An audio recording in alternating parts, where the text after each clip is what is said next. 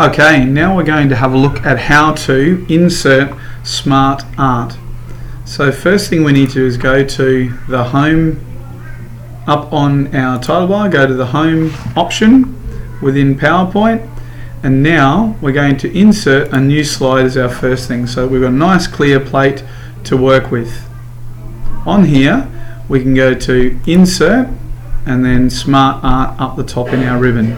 So I click on SmartArt and a whole bunch of options come up. I'm just going to go with the first one, which is list, but if you look to the side you can see process, a cycle, if you're looking at a relationship, or even if you've got images. So if we click on the first one, double click, and now we've inserted our SmartArt.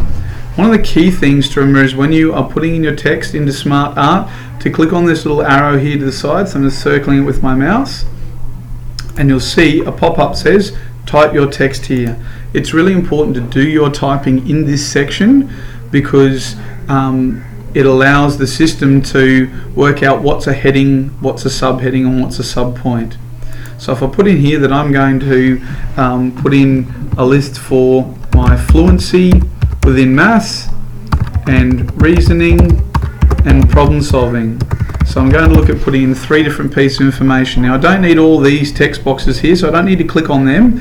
Within my type your text here, I just click there and press delete, delete, delete, and then backspace, and they are all gone. Okay, now I've got my 3 headings. To insert a subheading, if I click behind fluency, if I press enter, it makes a heading. If I press tab, that makes a subheading.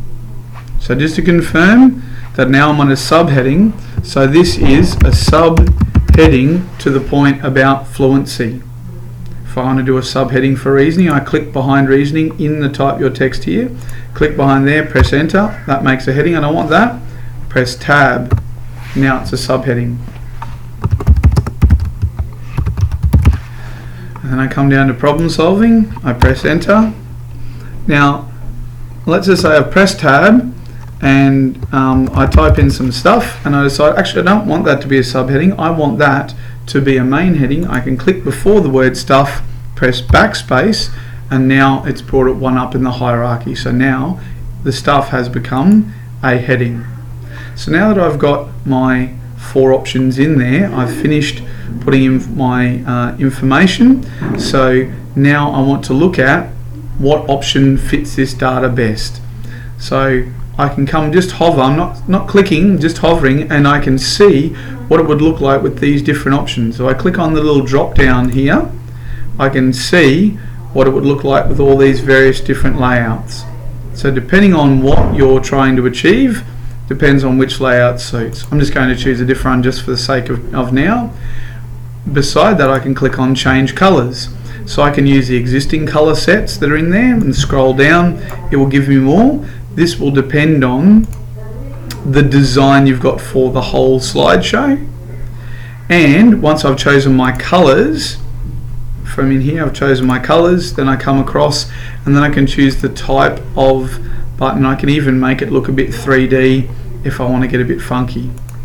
So I can choose one of those. So now I've made all of my choices that I'm finished. If I wanted to edit this to make it larger or smaller, just do so with the whole SmartArt.